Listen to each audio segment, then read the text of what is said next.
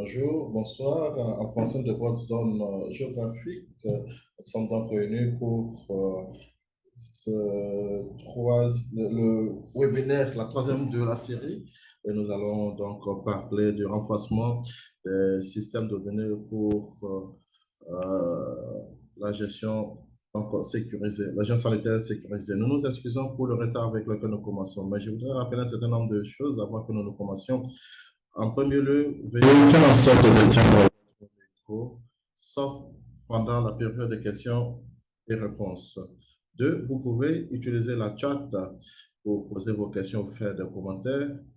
Et gardez donc vos questions qui sont liées à ce webinaire pour les poser après.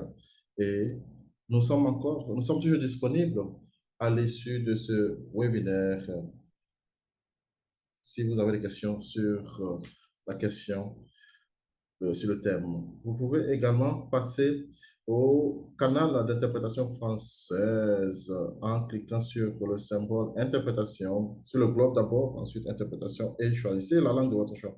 Je m'appelle David Chuba, je fais partie de l'équipe WASH de l'OMS et sur ce, je laisse la parole à ma collègue Sophie Boisson qui est agent technique au niveau de l'OMS qui va donc nous présenter les séries auxquelles vous participez.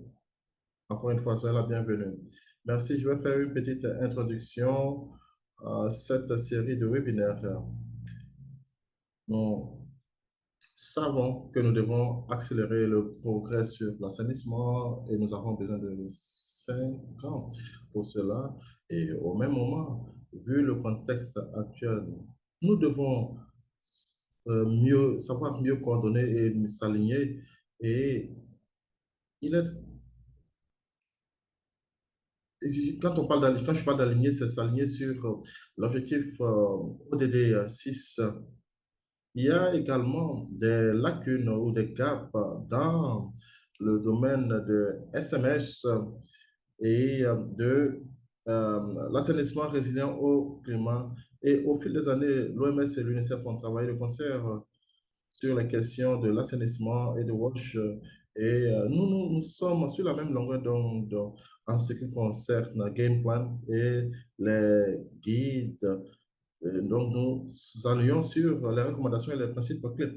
Et nous voudrions travailler avec les partenaires de mise en œuvre, mettre en œuvre des stratégies pour permettre au pays de progresser dans le domaine de l'assainissement géré de façon sécurisée. Nous avons donc pour cela 8 étapes. Ce n'est forcément pas quelque chose de nouveau pour vous, mais nous voudrions donc parcourir ces étapes-là en commençant par la capitalisation sur l'atelier, partage d'expérience SMS. Donc, nous avons les étapes, il y a des processus, nous allons également aborder des données nous allons parler de certaines données et ces données sont conçues de façon à être flexibles, mais nous voudrions également mettre en place une sorte de checklist et mettre en œuvre des actions dans le cadre de l'assainissement géré de façon sécurisée. Cela va nécessiter que les équipes pays travaillent ensemble au niveau national, mais au niveau régional. Mais pas seulement sur les organisations qui travaillent sur la question de WASH, mais également les autres partenaires, les autres acteurs qui travaillent sur la même question. Et nous avons une série de 6 webinaires qui portent sur des domaines thématiques. Et nous avons le sommet mondial sur l'assainissement qui s'est tenu l'année passée en juin 2024, qui a réuni plus de 50 pays. Donc, nous avons convenu de continuer le momentum sur l'assainissement et nous voulons faire en sorte que le contenu de cette session soit accessible afin de faciliter les échanges entre les pays et tous ceux qui seraient intéressés par la question. Je Diapo, au cours du prochain webinaire, nous aurons une présentation d'ensemble qui sera faite par Frère Mid qui travaille dans le programme de suivi de l'OMS. Il va donc aborder une question dont nous avons abordé déjà au cours de ce webinaire, au cours de nos webinaires. Il va donc s'appesantir sur deux exemples, l'un du Niger et l'un du Népal, et même un autre qui va porter sur un pays de l'Afrique subsaharienne que nous allons présenter à l'issue de cette présentation. Alors, sans trop tarder, je vous redonne la parole à Freya pour la suite. Merci beaucoup. C'est intéressant de voir que des participants sont intéressés par ce webinaire prochain. S'il vous plaît. Cette présentation va donc porter sur l'importance des systèmes de données afin de faire progresser l'assainissement géré de façon sécurisée et de résoudre la question d'inégalité. Donc, il y a donc les services d'assainissement qui sont faits et nous aurons donc besoin d'outils pour faire cela. Nous allons écouter les présentations des pays et nous allons également donner des exemples sur le programme. Prochaine diapo, s'il vous plaît. Alors, il s'agit de cadre d'accélération des ODD. Nous avons donc mis l'accent sur les données et les informations libres de barrières. C'est que nous ne connaissons pas les risques ou sont les défis dans le cadre de l'assainissement géré de façon sécurisée. Donc, les données de qualité sont nécessaires pour guider les décideurs et également faire le suivi dans le sens dans le cadre de l'assainissement sous l'égide des ODD, de l'ODD 6. Il y a également le fait d'accroître la redevabilité et sur certaines questions et des analyses pour trouver les gaps et les groupes les plus vulnérables et les plus marginalisés. Alors, nous avons donc le suivi qui se divise en plusieurs parties. Il s'agit de discuter et d'identifier des processus. Donc, le suivi local est très important dans le sens que nous allons faire le suivi des services et voir si l'accès est également facile. Il y a également le monitoring, disons le suivi national et le suivi au niveau donc, mondial. Alors, il s'agit au niveau national de faire également le progrès et au niveau sous-régional également, faire les progrès allant dans le sens de l'ODD. Il y a également les services de suivi sur les finances et le marketing également qui seront fournis. Alors, dans le cadre du suivi de l'ODD 6, principalement l'ODD 6.2.1 qui porte sur l'assainissement géré de façon sécurisée, il est important parce que ça permet de mesurer le progrès sur les groupes au niveau national et au niveau régional. Dans beaucoup de pays, l'accès est défini de façon différente. Il est important pour la confiance, la fiabilité des données. Nous demandons à l'oratrice de parler, de ralentir. Voilà. Donc, il s'agit de travailler à lutter contre les, la défécation à l'air libre. Il est important que l'assainissement, de façon sécurisée, voit d'abord la mise en place d'infrastructures de qualité. Prochaine diapo, s'il vous plaît.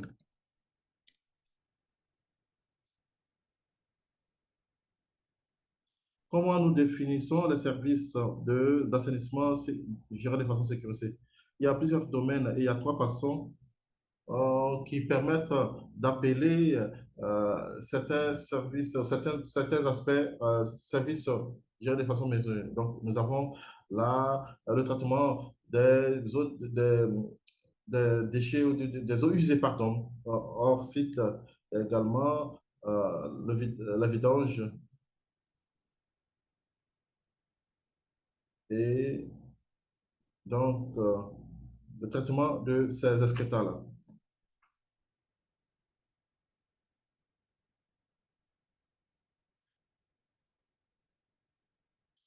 Donc, ce qui est important de reconnaître que la plupart des services d'assainissement ne sont pas gérés de façon sécurisée.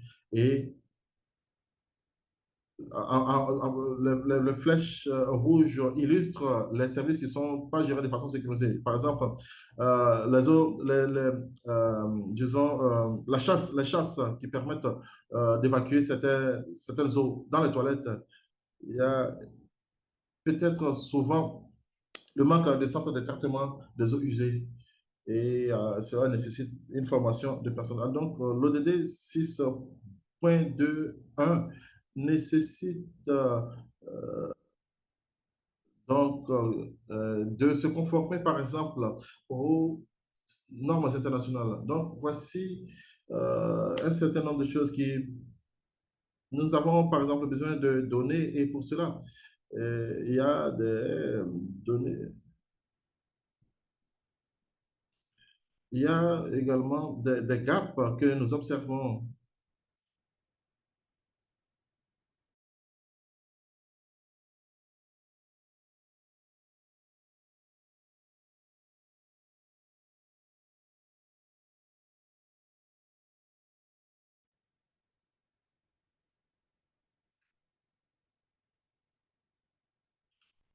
Voici la raison pour laquelle nous avons donc besoin d'assainissement géré de façon sécurisée. Nous avons principalement besoin de collecter les données de façon qualitative. Il y a également le fait de fournir des services.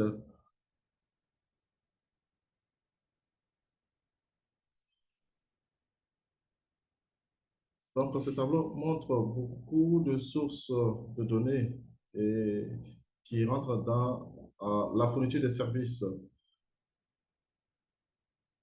Il y a donc la disponibilité des données et qui doit être également de mise. Et nous demandons à l'oratrice de ralentir, c'est difficile de suivre pour l'interprétation. Désolé.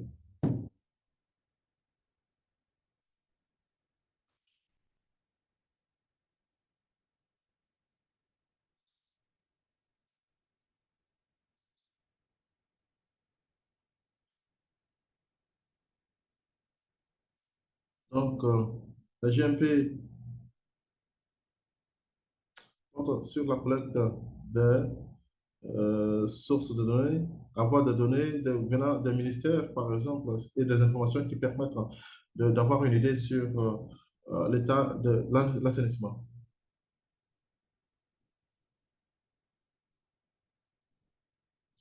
Nous pouvons voir par exemple qu'au Népal, les données de base, disons, les services de base se sont accrus entre 2000 et 2020.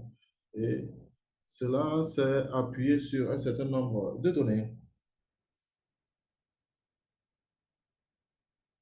Donc, des consultations auront lieu en novembre et euh, on va convenir de nouveaux types de données à collecter.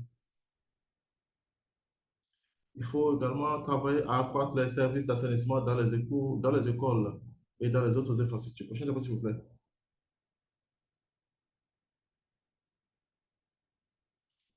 Au-delà des ODD, il faut avoir de nouvelles approches pour gérer la sélection de façon sécurisée. Il faut donc accélérer les projets de recherche.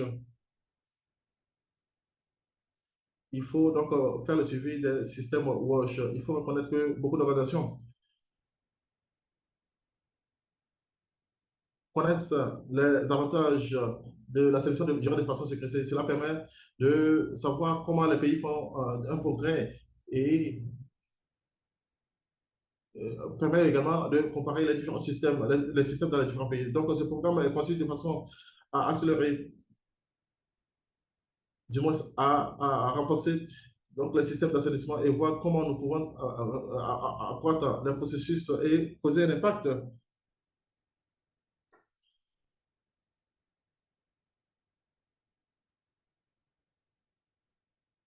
Merci, Marine, d'avoir partagé le lien. Prochain rapport, Dave. Dans le cadre de ce processus, un document de discussion a été élaboré et donc il faut apporter des inputs à ce document. Donc, ce document là, propose une approche technique pour la sélection d'un certain nombre d'indicateurs. Il y aura un autre webinaire qui va se tenir, webinaire, pardon, qui va se tenir le mardi prochain. Nous allons réfléchir sur les systèmes qui permettent d'accélérer le renforcement des systèmes Roche. Prochaine diapo, s'il vous plaît. Un autre processus de revue dirigé par l'UNICEF et l'OMS. Il s'agit donc de la revue des indicateurs sur les indicateurs sur WASH résilient au climat. Donc, au cours du prochain webinaire, nous allons donc parler de processus de revue et nous allons discuter des approches derrière. Merci Marina de partager le lien. Prochaine diapo, s'il vous plaît. Pour finir, il y a un certain nombre de formations disponibilisées. Donc, si vous allez à Watch Data, sur Watch Data, donc nous avons des guides, des indicateurs et des projets d'outils, des leçons apprises, les leçons clés par exemple. Il y aura également une formation en ligne et en présentiel sur la collecte de données et l'analyse des outils. Merci beaucoup et je vous laisse la parole. Ouais. Merci d'avoir fait cette présentation d'ensemble. Je voudrais donc signaler qu'un certain nombre de pays vont s'exprimer dans les prochaines minutes. Mais il faut savoir que euh, nous pouvons faire le suivi, suivi du progrès sur les, disons, les objectifs au niveau international, les ODD par exemple. Il y a également l'amélioration des services dans le pays. Nous voudrons également illustrer les données, l'utilisation des données afin de renforcer les systèmes. Je voudrais donc donner la parole au docteur Rajit Odja, qui est du département de la fourniture en eau et de la gestion des égouts du Népal. Donc, Rajit, à vous la parole.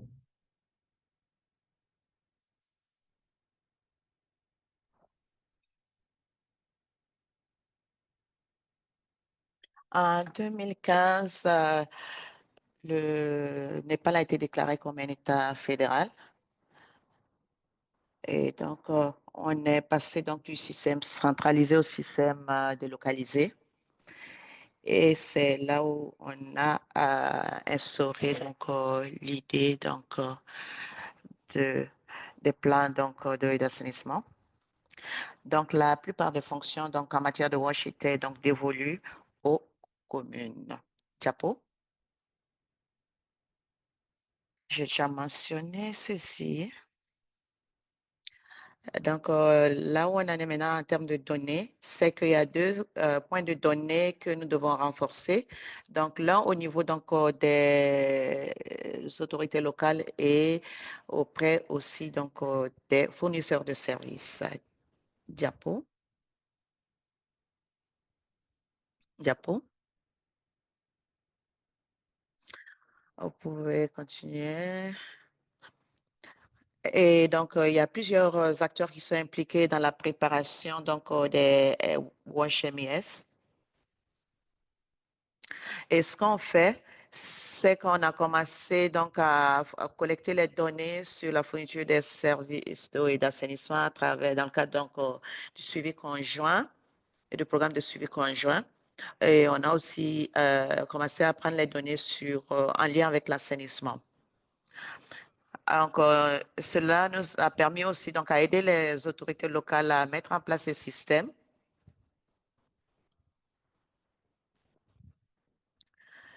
Et la commune décide si combien ça va coûter et en fonction des différentes catégories, répartit cela en différentes catégories. Voici donc un exemple d'une commune où on voit donc l'approche de l'échelle qui a été adoptée. Un diapo. En termes donc d'exigences en matière donc d'investissement, On a donc les coûts opérationnels, les coûts d'investissement, et pour permettre aux communes de planifier cela. Diapo. Diapo. Diapo. Et ensuite, on les aide à identifier les options de financement. Diapo. Encore. Donc, les communes identifient donc l'option qui leur convient. Diapo. Et sur cette base-là, on a essayé de renforcer les communes pour qu'elles puissent mettre en place leur propre stratégie de financement. Et ça peut se faire, et cela est d'autant plus important que non seulement les investissements du gouvernement sont importants et donc il faut que la commune identifie combien elle peut investir à son niveau. Et donc, on les aide à évaluer l'estimation donc des revenus pour Diapo. Encore. Et cela en fait, c'est pour cela qu'on utilise les données au niveau des communes pour le plaidoyer et on soutient les communes à créer donc leur propre plan d'opération. Et ce système va permettre en fait, non seulement que cela marche au niveau de la commune, mais aussi au niveau, ils peuvent l'utiliser aussi pour la planification et la coordination. On ne calcule pas les données en lien avec les résultats immédiats. Donc, nous essayons donc d'utiliser plutôt le système des éléments constitutifs. Diapo. Et ici, vous voyez combien de communes ont donc fait des demandes en matière de WASH. Et tout ça, ce sont des indicateurs qui sont collectés. Diapo. Diapo.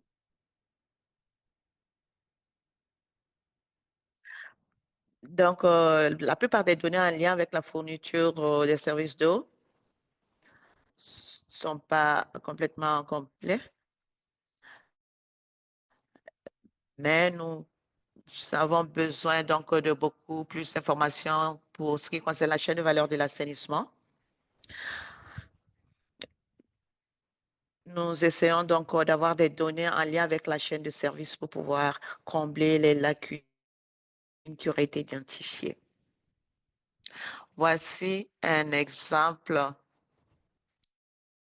et on essaie d'utiliser donc cet exemple qui a trait avec l'eau pour l'assainissement. Donc, pour qu'on puisse évaluer la situation et cela pourra informer en fait sur la planification cela permet aussi d'identifier les montants qu'il va falloir mobiliser pour y arriver. Donc, nous avons des composantes en lien avec les régulations. Et donc, on a par exemple le ministère des fournitures des services d'eau et qui est le département de la fourniture d'eau et le département donc, de fixation des tarifs WASH. Ces institutions sont responsables donc de cet aspect. Diapo. Nous avons aussi remarqué qu'il serait important de renforcer le système de données pour pouvoir faire un lien avec le renforcement des capacités, pour essayer donc de mettre en place des programmes de renforcement des capacités concernant ces systèmes de données. Il y a aussi donc le projet en fait de mise à niveau des sociétés. Et on peut modéliser ces exigences-là dans les exigences du marché, telles que combien de fosses septiques vont être construits. Et ces données-là peuvent être importantes aussi pour le secteur privé. Et donc, on essaie de développer ces modèles-là dans nos systèmes pour que ça soit réplicable par le secteur privé. Diapo. Dernièrement, pour l'assurance qualité, on a utilisé l'intelligence artificielle pour les données donc, en lien avec la fourniture de l'eau. Parce que cela peut être facilement suivi et donc on pourra par la suite évaluer ces données. Et cela dit, je voudrais clore ma présentation en disant que même si les données en matière d'assainissement sont encore insuffisantes, nous avons appris de ce que nous faisons dans les systèmes d'eau et nous essayons de répliquer cela donc dans le système de l'assainissement. Et nous avons quand même déjà pu obtenir des ressources financières et des appuis d'autres agences. Et certainement que dans un an ou deux, vous pourrez avoir des données en matière d'assainissement beaucoup plus matures du Népal. Merci beaucoup, Rajit. J'ai hâte que vous nous invitiez dans un an pour partager les super données que vous auriez collectées. Mais ça, c'est super de voir ce que vous avez réalisé jusqu'ici, donc au cours de l'élaboration du système. Et le fait que vous essayez donc de bâtir la composante assainissement. Et donc, j'ai hâte de voir, d'avoir une mise à jour l'année prochaine. Merci, Sophie. Merci, Rachid. Notre prochain orateur, c'est Inda Devianti. Elle travaille donc au bureau de l'OMS en Indonésie. Et elle va nous parler d'une initiative en Indonésie qui porte sur le suivi des données en matière d'assainissement gérant toute sécurité. Merci Sophie. Est-ce que vous m'entendez correctement?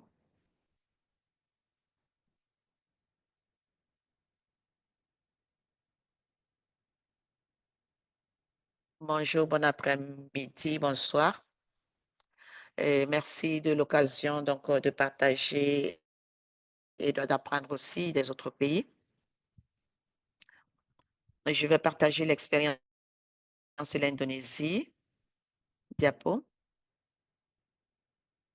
Avant donc de commencer l'explication du système donc, de suivi, je voudrais expliquer le statut enfin l'état actuel en matière donc d'ODD. Les indicateurs en présence ici en Indonésie. Nous avons donc des exigences en matière d'assainissement amélioré.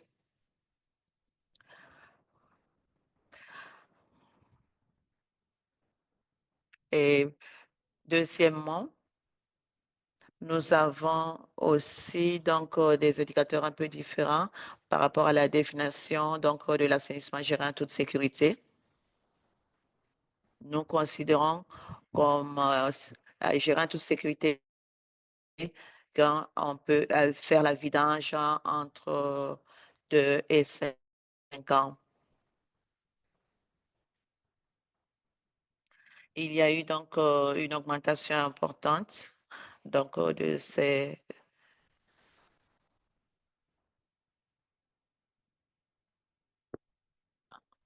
entre 2018 et 2021. L'assainissement géré en toute sécurité a un taux encore faible. Maintenant, comment est-ce qu'on fait le suivi de ces progrès pour soutenir en fait des données basées sur des preuves? L'Indonésie fait le suivi donc des données SMS à travers différents systèmes et théories. Le premier, c'est le e-MONEV du système SDBM. Donc, le SDBM, c'est le Sanitary Total Pervasive Machinery qui a été adopté donc de l'ATPC. Et donc, les informations de l'échelle d'assainissement sont collectées sur différents niveaux. Et actuellement, le système nous coûte à peu près 67 millions. Et le système vise à faire le suivi en fait des comportements en matière d'assainissement, en plus donc des infrastructures. Donc il y a aussi bien les infrastructures que les comportements.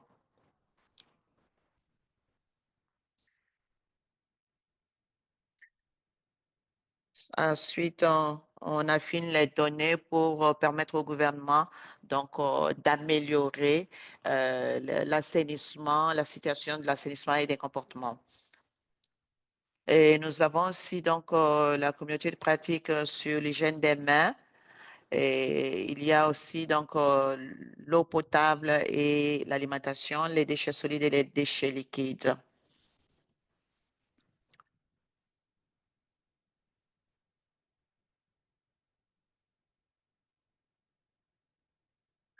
Le deuxième système de suivi qui s'appelle EHRA, qui est Environmental Health Risk Assessment, se fait en collaboration avec les autorités locales. Il s'agit d'une enquête participative qui a trait avec aussi bien donc avec les comportements d'assainissement.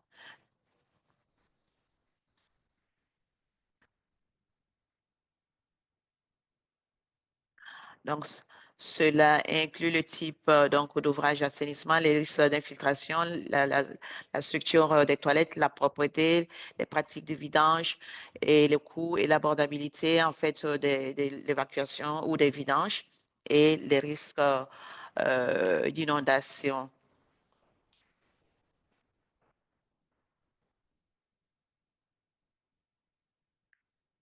Et pour donner des indications sur les résultats donc de ERA, les ministères en charge ont organisé conjointement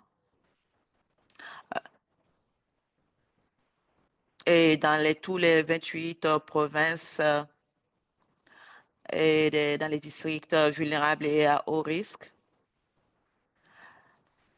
pour pouvoir, ils ont discuté avec les autorités locales pour pouvoir identifier les risques potentiels.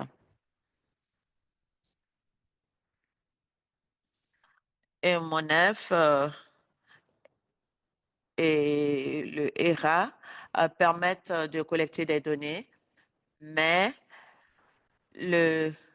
au niveau donc des compagnies, elles sont beaucoup plus en cohérence avec la planification du district, et si bien que les données sont uniquement collectées de façon annuelle et chaque 5 ans. Et donc, pour soutenir cette situation, UNICEF Indonésie donc, a mis en place une phase pilote, un projet pilote en fait pour pouvoir faire une inspection afin de mieux cibler les investissements et renforcer les communautés.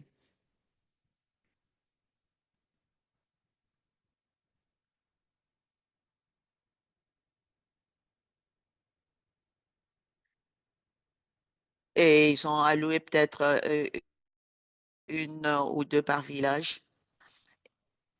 Et elles ont déjà pris la responsabilité, aussi bien pour l'assainissement que d'autres questions environnementales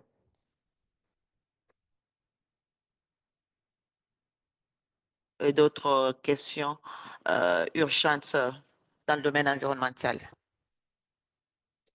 Donc, il y a ces outils donc d'inspection de l'assainissement qui ont été mis en place. On a formé les membres de la communauté et on a aussi impliqué les organisations de jeunesse pour qu'ils soient les inspecteurs. Donc, ils sont formés et font à l'inspection et font l'inspection et la formation et la supervision donc des activités. Et cette phase pilote a eu lieu en 2022 et il y a toujours des discussions avec le gouvernement pour voir comment est-ce qu'on peut intégrer, intégrer d'autres mécanismes ou méthodes.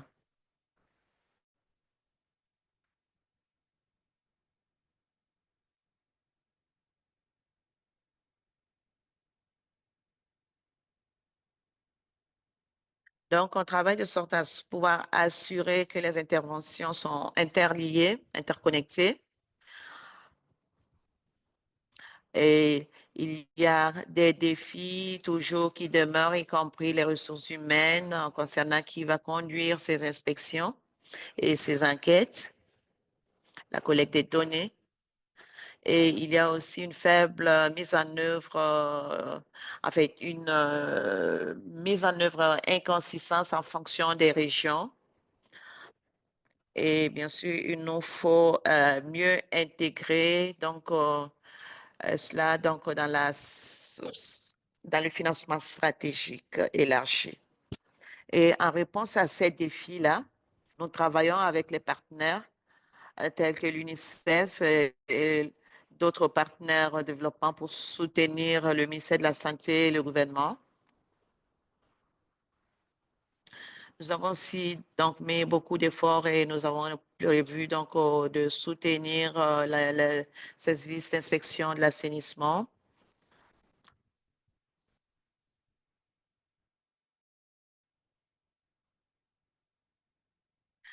Il y a aussi la discussion des acteurs pour pouvoir accéder donc à des financements potentiels du Fonds vert climat. Et nous voulons aussi rassembler donc des preuves pour renforcer les discussions à l'échelle nationale dans le cadre du classe. Et pour conclure, nous sommes en train donc d'évoluer dans ce système de suivi et nous essayons toujours de trouver des façons efficaces de pouvoir faire ce suivi et nous essayons aussi de trouver les moyens de faire des inspections, même si nous les trouvons très efficaces et utiles à utiliser. Nous voulons intégrer en fait ces outils-là dans les systèmes de suivi existants. Donc, j'en ai fini avec ma présentation. Je serai ravie donc d'écouter les autres orateurs.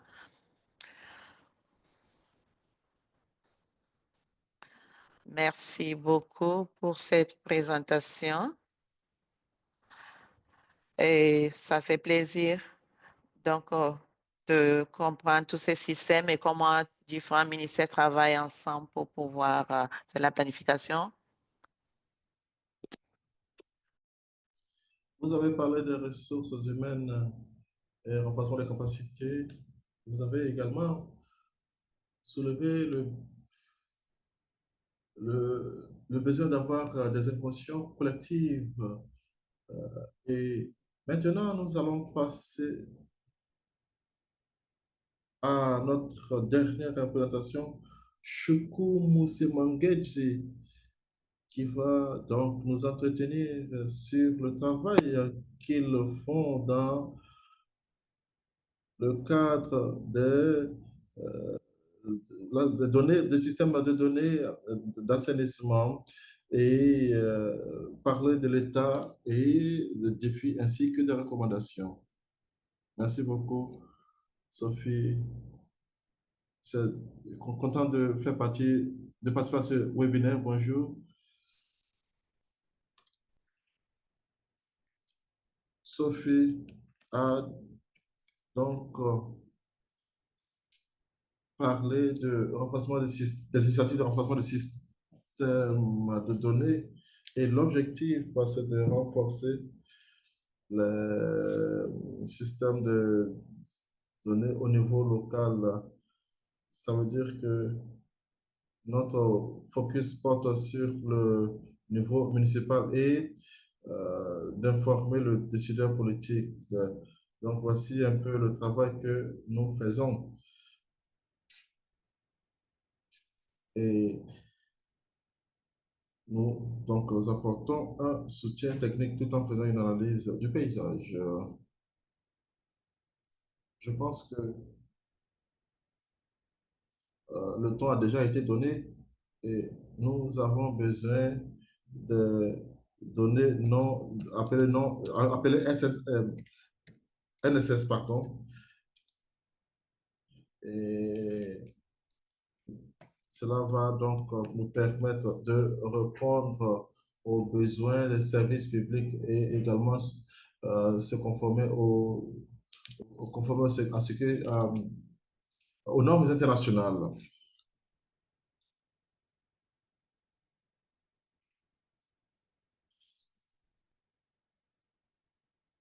Nous n'allons pas trop nous appesantir à ce niveau, mais je voudrais dire que les- nous avons des systèmes de données en Afrique et au niveau des régions. Nous avons des soucis parce que nous n'arrivons pas à avoir toutes les données nécessaires pour faire le suivi des performances. Il y a également le niveau d'investissement pour l'assainissement en Afrique. Nous savons qu'en Afrique subsaharienne et dans la plupart des régions, l'assainissement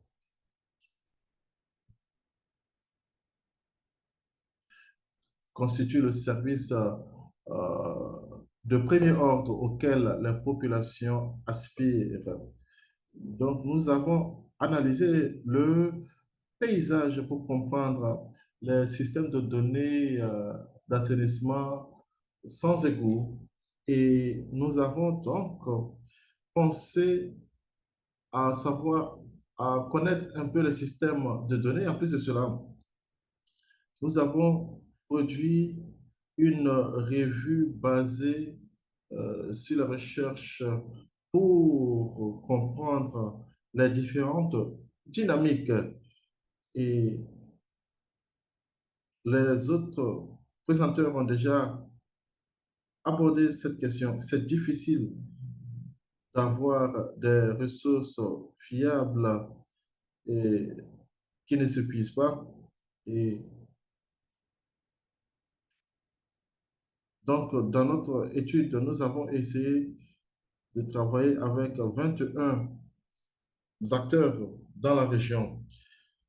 Ceci est l'évaluation que nous avons conçue. Il s'agissait en premier lieu de savoir ce à quoi va ressembler le système de données. Il est important pour vous de comprendre pourquoi les systèmes de données existent et quelles sont, disons, quelles sont les raisons de leur existence, en sont les, quelles sont les utilisations qui en sont faites. Et cela a été complété par le système actuel de données qui a commencé au niveau de, de l'étape de production des systèmes. Il s'agissait de comprendre les différentes formes de données générées, tous les outils, et comment ces données-là sont collectées et stockées. Ensuite, l'analyse a consisté à donc séparer les bonnes données des mauvaises et l'utilisation également de plateformes secondaires. Tout cela mis ensemble permet de guider le décideur. Et nous avons également travaillé sur les questions de rapportage et convenu des différents principes, parmi lesquels la gouvernance, la transparence, la coordination, les finances et les ressources humaines. Nous avons utilisé ce cadre pour produire des questions et étudier les différents acteurs à travers les différents pays. Nous avons donc les régions Afrique de l'Ouest, Afrique du Centre et Afrique de l'Est. Prochaine diapositive. Qu'avons-nous constaté? Un petit aperçu nous permet de dire que beaucoup de services n'ont pas, disons, une cartographie de base n'a pas été faite avant la fourniture de certains services publics. Et c'est ce que nous constatons dans le pays. C'est parce que les systèmes de données doivent utiliser une approche qui donc corresponde aux services publics. Et beaucoup de services publics ont du mal à générer des données de base et cela est causé par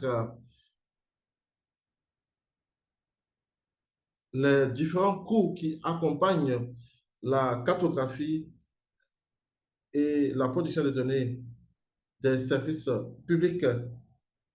Il y a également le manque d'infrastructures, les écoles et les capacités et la technologie qui permettent de générer les données. Et nous verrons dans la prochaine diapo que beaucoup de services publics utilisent des données, disons, primaires. Et ceci pour dire que nous avons beaucoup d'entreprises qui comptent sur ce système. Et les données NSS ne sont pas toutes intégrées dans le processus de prise de décision concernant les services publics. Et est-ce qu'elles tiennent des obligations des bailleurs, par exemple, ou est-ce qu'elles permettent de guider les autorités municipales dans leur prise de décision? Là est la question. Et qu'est-ce qui peut être fait pour guider les systèmes de WASH? Et il n'y a pas d'universalité pour mesurer la qualité. Quand on parle de précision de données, qu'est-ce que cela, quelle en est la pertinence pour le secteur concerné, par exemple? Prochaine diapo, s'il vous plaît. Encore une fois, je voudrais parler des différentes chaînes des- qui mènent à la production de données. Je ne vais pas les parcourir toutes en détail. Les NSS, comme je l'ai dit, sont euh, basés sur, sont fonction de projet. C'est-à-dire que nous avons par exemple les obligations de rapportage et,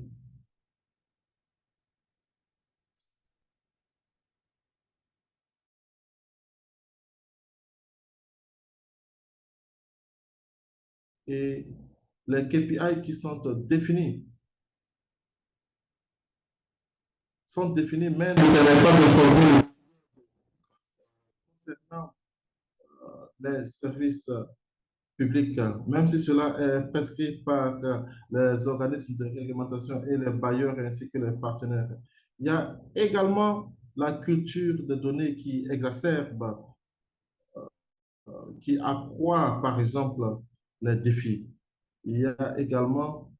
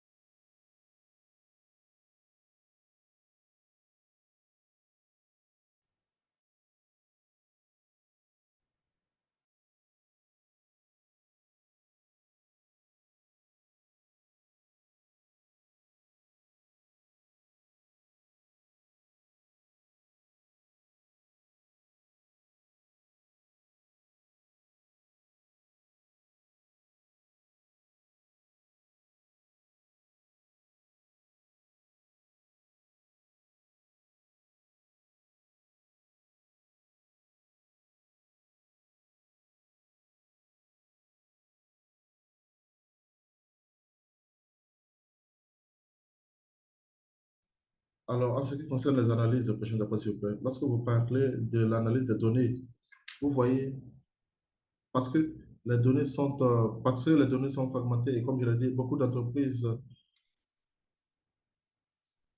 et les services municipaux n'ont pas de capacité avancée d'analyse et comptent sur les plateformes externes comme exemple. Et cela contribue à accroître le gap au niveau municipal. Et il y a beaucoup également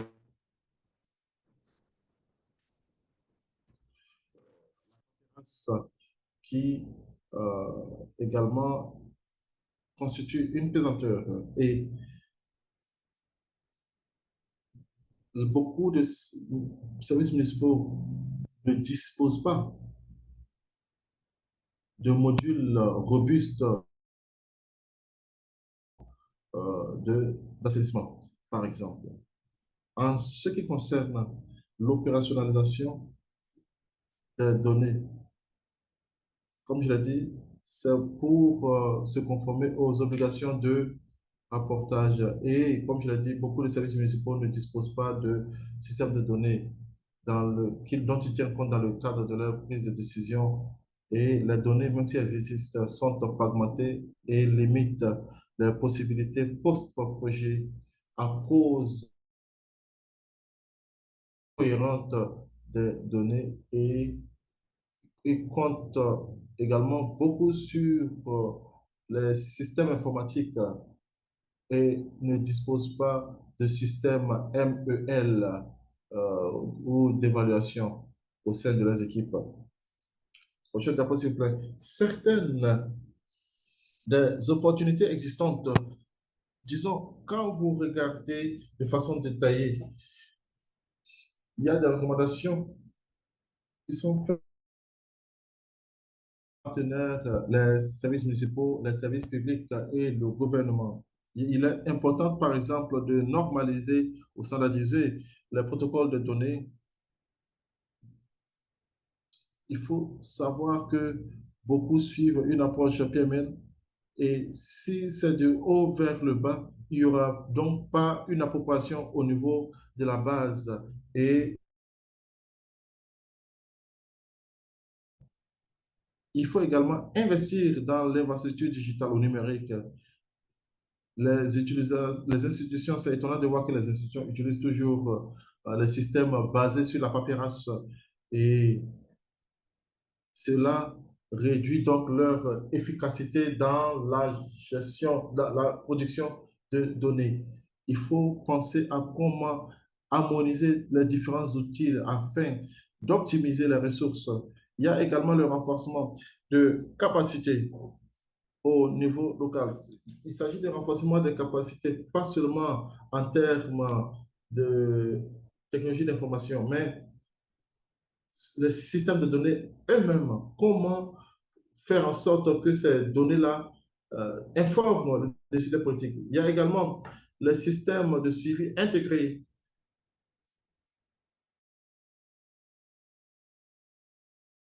la construction d'un bon système robuste de collecte de données. Je vais m'arrêter là. J'ai mis donc un lien dans la chat.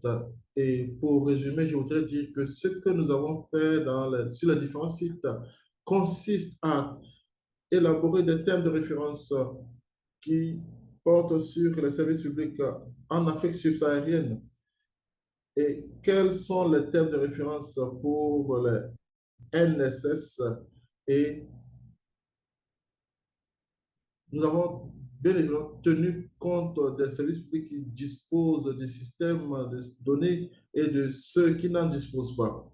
Et nous avons également proposé des technologies et nous espérons que le processus que nous allons lancer va arriver à terme, pour arriver à son terme en décembre de cette année et faire en sorte que les différents outils soient utilisés un peu partout en Afrique. Je vais donc m'arrêter là pour des questions s'il y en a. Merci Sophie.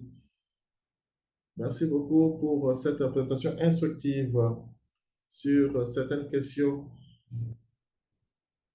Et vous avez dit que les données doivent porter sur tout l'écosystème, pas seulement sur un secteur donné.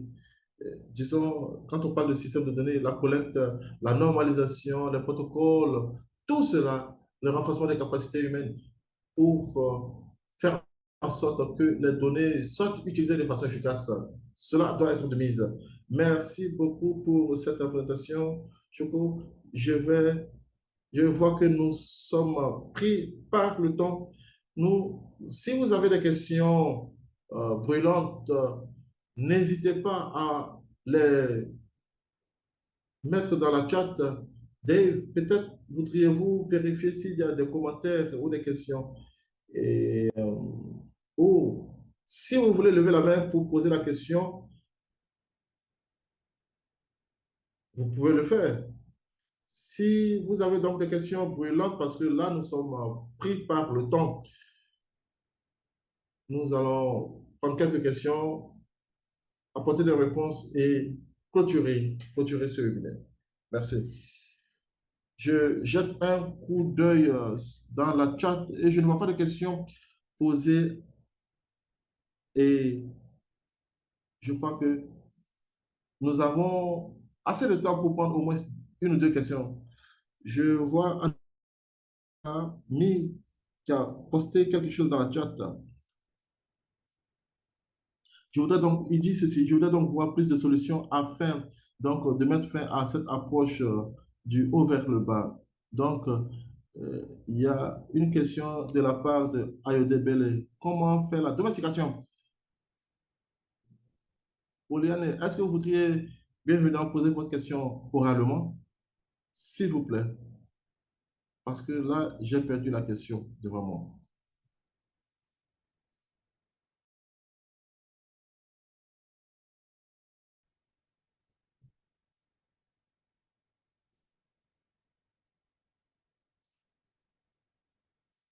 Je pense que nos différents intervenants, on nous informe que le participant nous informe qu'ils ne peuvent pas activer le micro pour poser la question. On a une question de Sarah Komboka.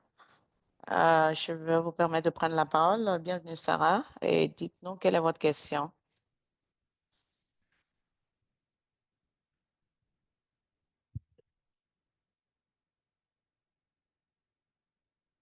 Sarah, vous devez ouvrir votre micro.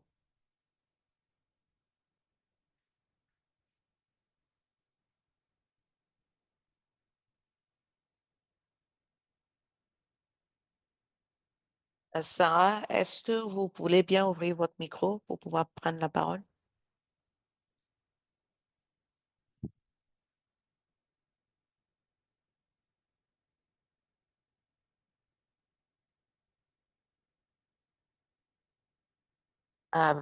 Apparemment, on ne pourra pas entendre Sarah.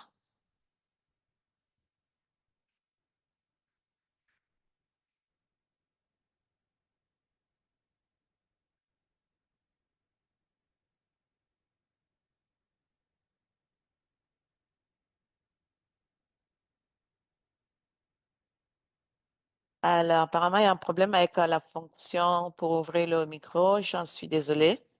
Mais nous avons quelques questions dans le chat. Et c'est la question en lien avec la domestication. Comment est-ce qu'on domestique cela, l'approche présentée par Choco dans nos actions quotidiennes de régulation de l'eau et des services d'eau et d'assainissement? Et comment est-ce qu'on peut améliorer la collecte des données en matière d'assainissement en Afrique? Il y a aussi une question sur les CRP, étant donné que c'est sur prescription et par abonnement. Et donc, comment est-ce que on peut, les pays ont besoin en fait d'avoir de meilleurs systèmes de gestion des données pour ce qui concerne les entreprises soutenues par les gouvernements. Alors, comment est-ce qu'on peut soutenir les systèmes de renforcement et de gestion des données pour le secteur de l'assainissement? Je pense que pour commencer, les KPI, euh, les KPI, les indicateurs de performance clés, euh, je vais peut-être donner un conseil. Rappelez-vous, quand je donnais donc, le cadre qu'on a utilisé, il s'agissait de comprendre quelles sont les décisions qu'on veut prendre avec le système de données. Donc, il faut avoir des KPI, il faut avoir déjà il faut que ce soit les KPI définis soient ceux qui soient critiques pour la prise de décision. Parce qu'une chose dont on s'est rendu compte aussi, c'est qu'on trouve beaucoup de KPI qui ont l'air soit dupliqués, soit inutiles, ou alors d'autres qui éclaircissent davantage sur d'autres KPI.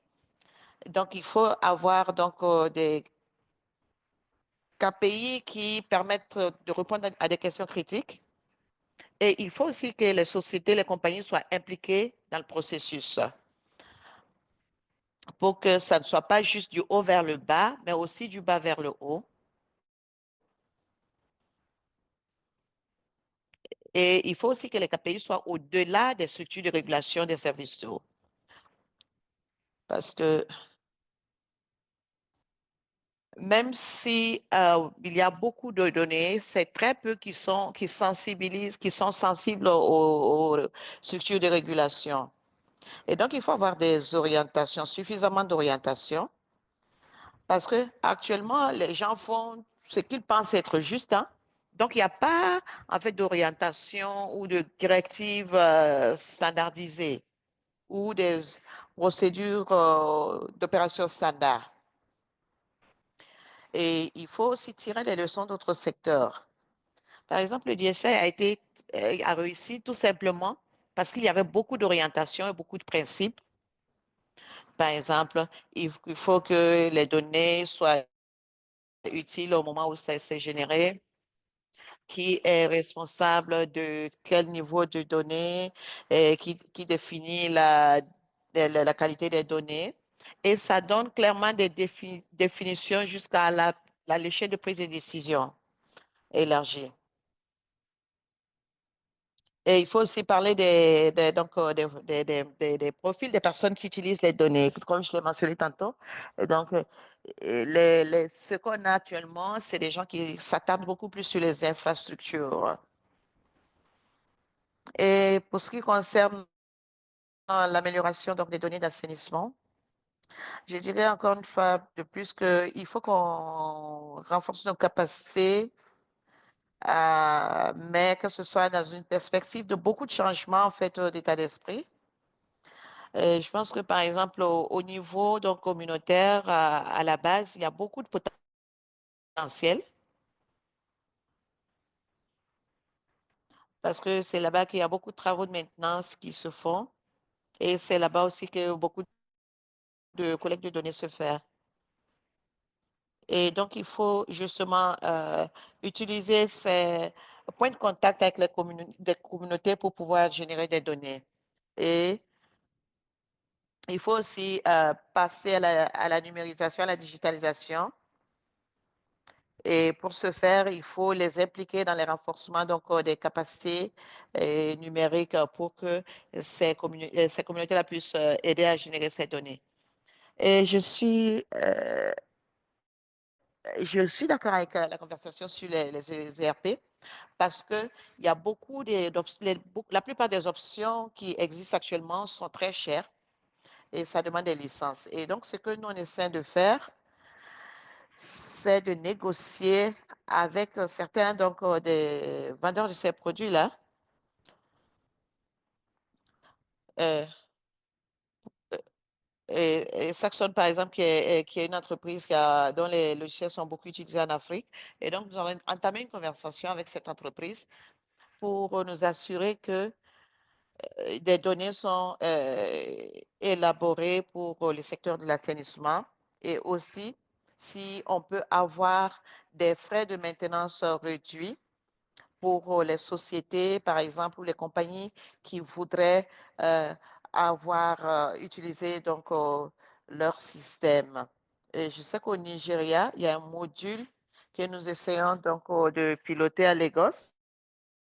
Bon, c'est pour le moment, c'est toujours en phase de développement.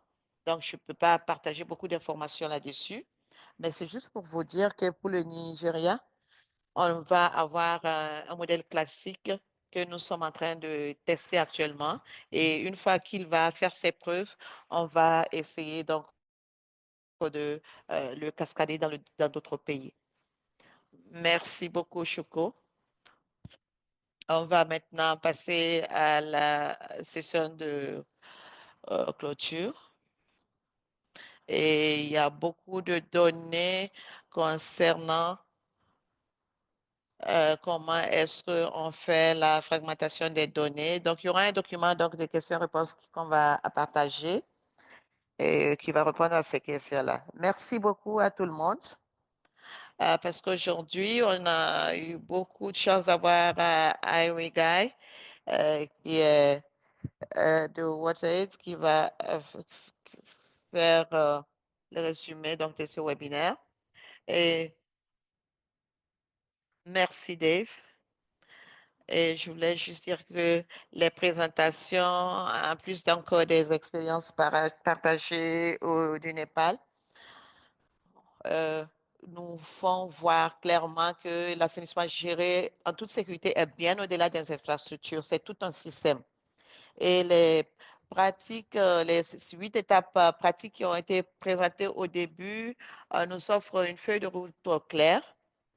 Cela doit aussi inclure la résilience climatique, les données financières, les ressources humaines, et c'est tout cela qui va déterminer notre succès. Et nous avons vu dans ce webinaire que le progrès est possible quand les pays s'approprient les stratégies et s'impliquent dans la planification et la coordination. Donc, la situation donc, du Népal et ainsi que la présentation de l'Indonésie et l'innovation présentée par Joanne nous donne clairement que l'innovation fleurit lorsque elle est faite à l'échelle locale. Et aussi, au-delà d'un outil technique, c'est aussi donc la cheville ouvrière. Parce que ça permet de mettre en exergue les inégalités, ça renforce la gouvernance et ça nous permet de réaliser les buts locaux et globaux. Et les exemples de présentation que nous avons vus aujourd'hui nous montrent que même si le contexte peut varier, il faut adopter une approche qui nous permet d'avancer. Actuellement, à 5 ans de l'échéance de l'ODD, il y a encore des lacunes à combler, notamment en Afrique subsaharienne, y compris donc les investissements, la numérisation et des approches harmonisées. Et donc, essayons donc de tirer profit donc de ce qui a été partagé aujourd'hui pour prendre des actions pratiques, de continuer de collaborer et mettre en place des systèmes standardisés pour faire de l'assainissement géré en toute sécurité une réalité pour tout le monde. Merci Dave. Merci beaucoup Irène. Et nous vous remercions donc d'avoir participé au webinaire d'aujourd'hui. Si vous êtes intéressé, nous aurons encore un webinaire dans quelques semaines et nous vous y invitons. Et merci beaucoup. Nous vous souhaitons une très bonne journée et merci beaucoup.